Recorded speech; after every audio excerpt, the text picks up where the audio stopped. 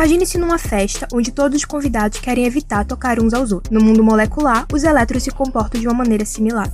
Eles se distribuem ao redor de um átomo de tal forma que minimizam o contato uns com os outros, resultando em formas moleculares que podem ser simples ou complexamente belas, desde triângulos planos a pirâmides intrigantes e estruturas mais elaboradas. O método da repulsão dos pares de elétrons da camada de valência, RPSV, é um modelo que permite prever a geometria de uma molécula apenas observando como os elétrons estão distribuídos ao redor de seu átomo central. Sim, estamos falando de uma dança atômica, onde cada elétron conta e a posição de cada um deles pode revelar muito sobre as propriedades químicas das substâncias.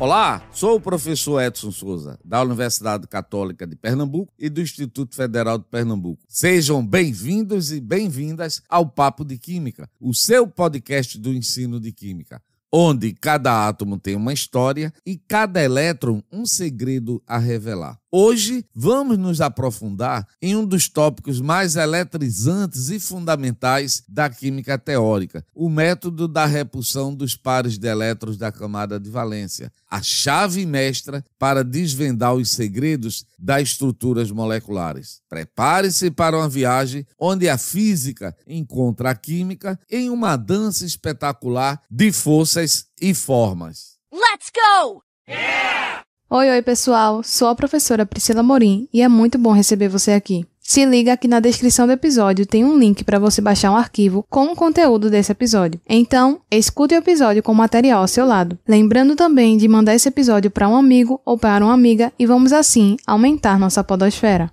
Olá pessoal, eu sou Maria Fernanda, aluna do curso de Química do UFPE, e eu tô aqui novamente com enorme alegria para transmitir esse conteúdo maravilhoso. Caso você não tenha escutado os episódios 69 e 70, vá no seu aplicativo favorito de podcast e faça uma revisão. Mande também suas sugestões de conteúdos que gostaria de ouvir aqui no Papo de Química, para o e-mail podcast@papodequimica.com. Aguardo a sua sugestão.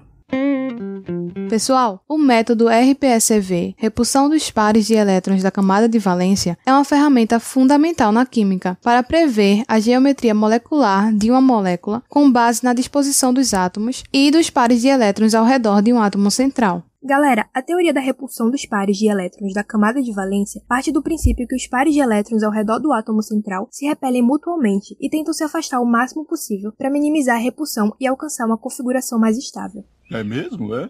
É verdade. Gente, a geometria molecular é um conceito fundamental em química e bioquímica, que descreve a disposição tridimensional dos átomos dentro de uma molécula. Essa organização espacial é crucial porque influencia várias propriedades físicas e químicas das moléculas, como a polaridade, reatividade, cor, magnetismo e até a interação com outras moléculas.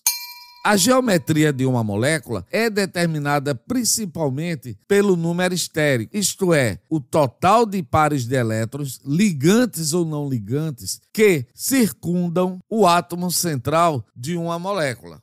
Mas, Fernanda, você pode explicar para os nossos ouvintes como encontrar o número estérico? Claro, nós já abordamos esse tema nos episódios anteriores a esse, então caso ainda não tenha visto, basta procurar pelos episódios 69 e 70 no nosso perfil e se atualizar no assunto. Mas fazendo um resumo funcional, as regras básicas para encontrar o número estérico são: primeiro, você vai montar a fórmula de Lewis. Para isso, basta apenas conhecer o grupo do elemento na tabela periódica. Segundo, você vai identificar o número estérico, ou seja, o total de pares de elétrons emparelhados e isolados em torno do átomo central. E terceiro, não se esqueça que a ligação dupla, ou tripla, conta apenas com um número estérico.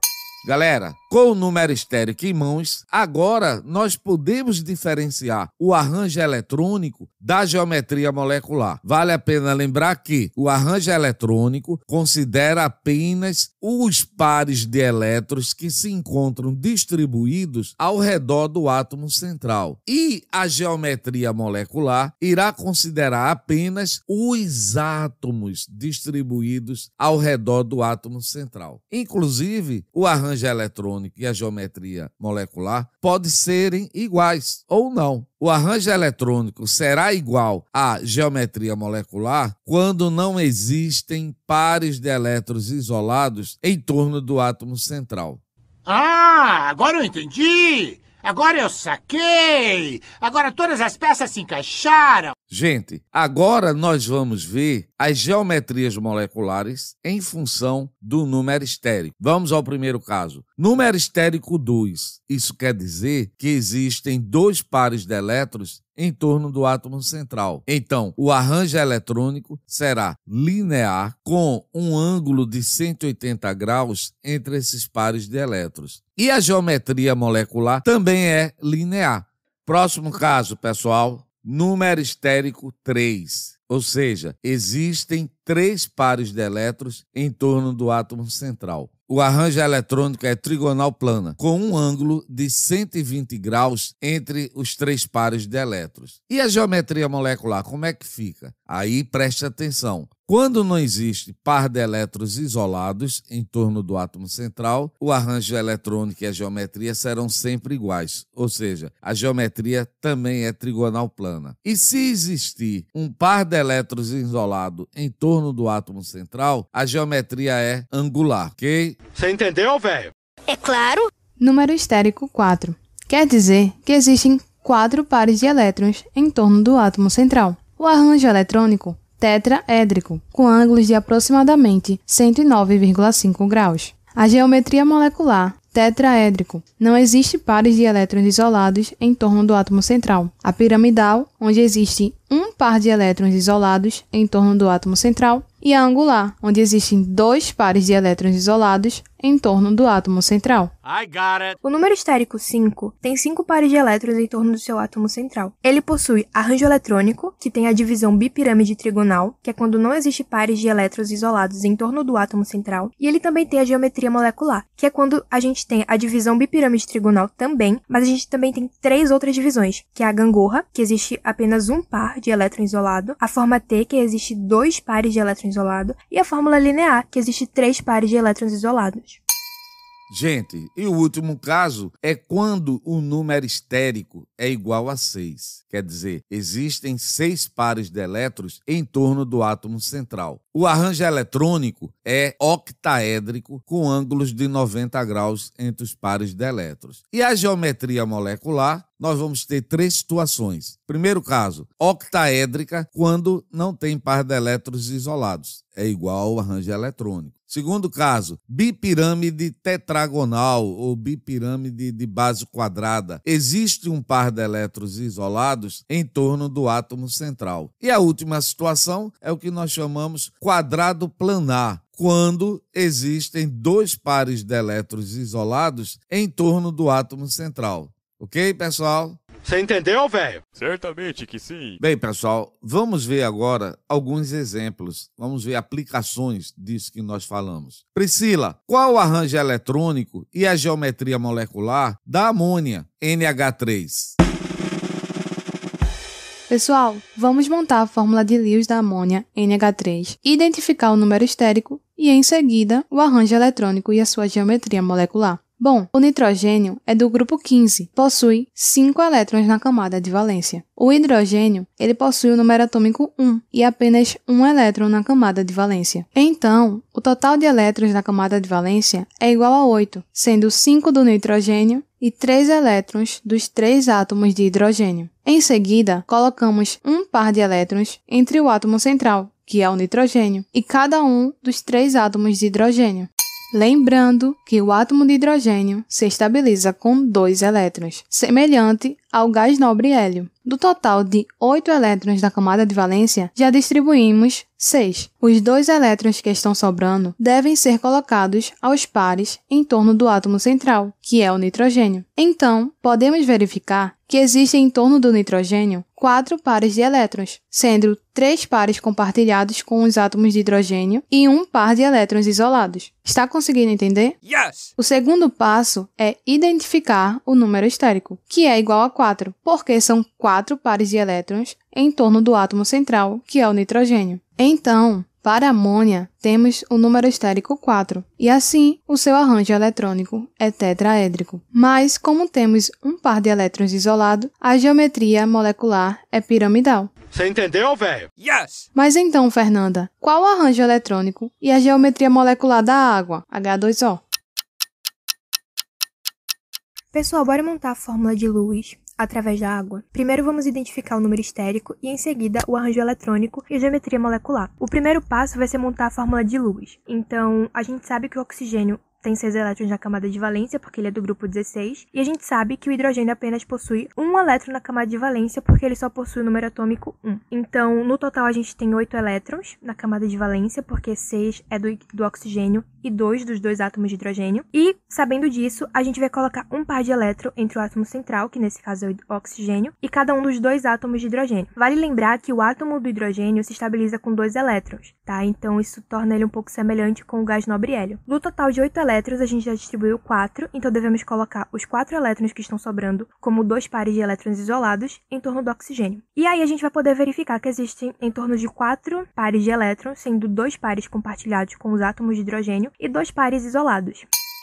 O segundo passo vai ser identificar o número estérico, que é igual a 4, porque são 4 pares de elétrons em torno do átomo central, que no nosso caso, como eu já disse, é o oxigênio. Então, para o número estérico 4, a gente tem um arranjo eletrônico tetraédrico, mas com 2 pares de elétrons isolados, e a geometria molecular é angular. Agora sim, o que eu acho? Eu acho que para vocês entenderem melhor agora, vocês deveriam entender como a gente consegue arranjar o arranjo eletrônico e a geometria molecular do tetrafluoreto de xenônio. Edson, pode explicar pra gente? Galera, vamos agora analisar o tetrafluoreto de xenônio para descobrir qual é o arranjo eletrônico e a geometria molecular. Inicialmente já sabemos, temos que montar a fórmula de Lewis do composto XeF4 para em seguida verificar o seu número estérico e a partir daí identificar o arranjo eletrônico e a geometria molecular correspondente. Então vamos nessa, vamos montar a fórmula eletrônica. O xenônio é do grupo 18, possui 8 elétrons na camada de valência. O flúor é do grupo 17, tem 7 elétrons na camada de valência. Como temos 4 átomos de flúor no composto, teremos um total de 7 vezes 4, 28 elétrons na camada de valência. E no total, a molécula do XeF4 apresenta 36 elétrons na camada de valência, 28 dos 4 átomos de flúor e mais 8 do elemento central xenônio. O próximo passo agora é a gente distribuir esses 36 elétrons da camada de valência. E para isso, a gente começa colocando um par de elétrons entre o átomo central, o xenônio, e cada um dos 4 átomos de flúor. Bom, agora a gente vai completar o octeto de cada um dos 4 átomos de flúor. Então, dos 36 elétrons iniciais, nós já teremos distribuídos 32, que são os 4 átomos de flúor, vezes cada um 8 elétrons. 4 vezes 8, 32. Mas do total de 36, então ainda sobram 4 elétrons. E os elétrons que sobram devem ser colocados em torno do átomo central, sempre aos pares. Após a distribuição dos 36 elétrons, o átomo de xenônio apresenta 6 pares de elétrons em seu redor, sendo 4 compartilhados com os 4 átomos de flúor e 2 pares de elétrons isolados. Aí agora sim, o número estérico podemos dizer que é igual a 6, porque o número estérico representa o total de pares de elétrons. Agora, para a geometria molecular, nós observamos que temos 2 pares de elétrons isolados em torno do átomo central. Então, o arranjo eletrônico é octaédrico, porque tem 6 pares de elétrons, mas a geometria molecular é quadrado planar, porque tem 2 pares de elétrons isolados. Então, gente, simples assim, ok? Você entendeu, velho? É claro. Gente, vamos analisar mais um outro exemplo? Priscila, qual o arranjo eletrônico e a geometria molecular do composto trifluoreto de cloro, ClF3? Pessoal, devemos montar a fórmula de Lewis, em seguida identificar o número estérico e, por fim, o arranjo eletrônico e a geometria molecular. No composto ClF3, temos um total de 4 átomos do grupo halogênio, 1 átomo de cloro e 3 átomos de flúor. No total, teremos 28 elétrons na camada de valência, 4 vezes 7. Agora, vamos distribuir esses 28 elétrons da camada de valência. Bom, colocamos um par de elétrons entre o átomo central, que é o cloro, e cada um dos 3 átomos de flúor. Em seguida, devemos completar o octeto de cada átomo de flúor. Então, dos 28 elétrons iniciais, já distribuímos 24, 3 vezes 8. Os 4 elétrons que estão sobrando devem ser colocados aos pares em torno do átomo central, que é o cloro. Após a distribuição dos 28 elétrons, o átomo de cloro ele apresenta 5 pares de elétrons em seu redor, 3 compartilhados com os 3 átomos de flúor e 2 pares de elétrons isolados. O número estérico do cloro ele é igual a 5, mas existem 2 pares de elétrons isolados em torno do átomo central. Então, o seu arranjo eletrônico é bipiramidal e a geometria molecular é igual à forma T.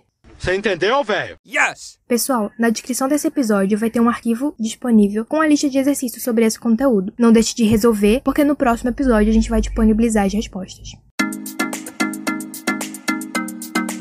Bem, pessoal, chegamos ao final de mais um episódio do Papo de Química. Nesse episódio, vimos que o método da repulsão dos pares de elétrons da camada de valência é uma ferramenta fundamental na química para prever a geometria molecular de um composto, baseado na disposição dos átomos e dos pares de elétrons em torno de um átomo central. Convido todos vocês para que sigam o Papo de Química, compartilhem com seus amigos, compartilhem nas suas redes sociais. Até o próximo episódio, pessoal. Tchau, tchau. Pessoal, mandem suas sugestões de temas para o e-mail podcast@papodequimica.com. Ele aparece na descrição de cada episódio. Tchau, tchau, pessoal! E foi isso, não se esqueça de ir ao nosso site, é www.papodequimica.com, porque sempre tem um ótimo bônus pra vocês. Vamos aumentar nossa podosfera, pessoal. Beijão, tchau!